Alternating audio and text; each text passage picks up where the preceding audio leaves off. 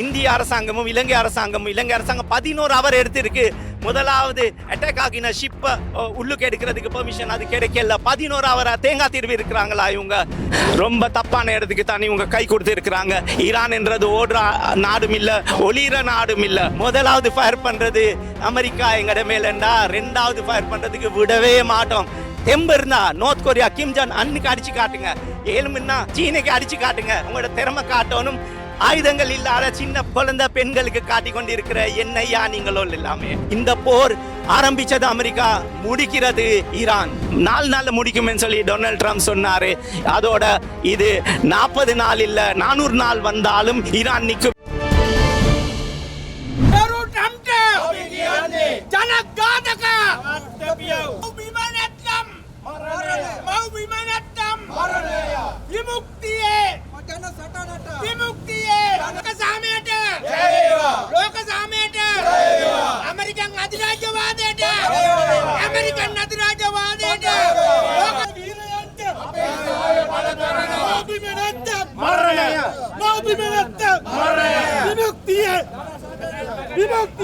அமெரிக்காவும் ஈரானுடைய இந்த போர், இதுல யூத நாடு என்று ஜைனிஸ்ட் நாடு, கள்ள நாடு, தீவிரவாத நாடு இஸ்ராயலும் இதுல வந்திருக்கேன். அவங்களுக்கு எதையாச்சும் ஒரு வளைகுடா நாடுகளை யாராவது தலை தூக்குறேன்னா அவங்களோட தலை இல்லாமக்கிறது தான் பழக்கம். ஆனா ரொம்ப தப்பான இடத்துக்கு தான் இவங்க கை கொடுத்து இருக்கிறாங்க.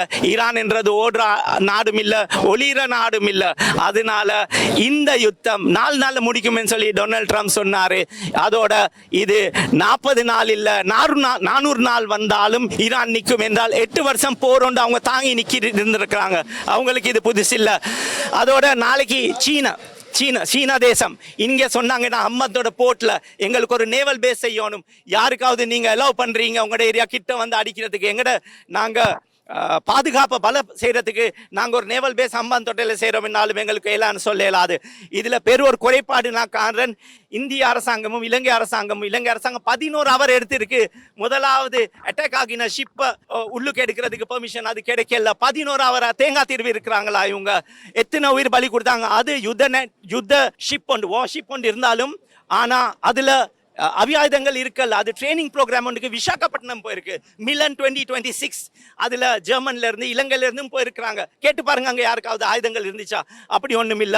நாங்களும் போர் கண்டிருக்கிறோம். 30 வருஷம் நாங்களும் கஷ்டப்பட்டு இருக்கிறோம். அதனால இது தெரியாமலே நாங்க இந்த போருக்குள்ள நுழைஞ்சிட்டோம். இதை யாவும் வைங்க, எங்களையே இன்னமும் கீழே போடுவாங்க.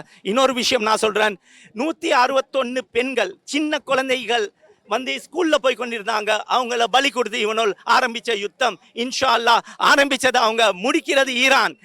சீனா சொல்லி இருக்கு முதலாவது ஃபயர் பண்றது அமெரிக்கா எங்கட மேலண்டா, ரெண்டாவது ஃபயர் பண்றதுக்கு விடவே மாட்டோம்.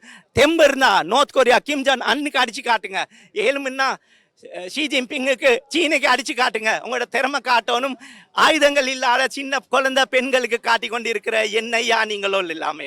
ஈரானுடைய அம்பாசடரோட நான் தொடர்பு கொண்டோடனே 2வது ஷிப்புக்கு வேர்பலி வாயால சொல்லி இருக்கிறாங்க. இவங்க கேட்டிருக்கிறதுக்கு வாயால சொல்லியிருக்காங்க, நாங்க கொடுப்போம், எப்ப கொடுப்போம் என்று அதுக்குள்ளே அடிச்சுட்டு போயிட்டாங்க.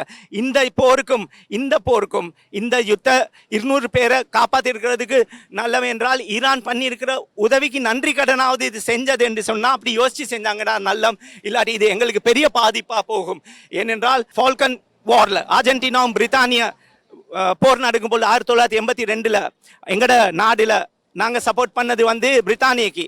எங்கட அர்ஜென்டினா எங்களுக்கு தேவையான ஓட், மனித உரிமை மீறலுக்கு எங்களுக்கு தேவையான ஓட்டுக்கு அர்ஜென்டினா கொடுக்கல. நாளைக்கு ஈரானும் எங்களுக்கு எதிர்வா நின்றா எங்களுக்கு உதவுறதுக்கு ஒரு நாடும் இல்லை.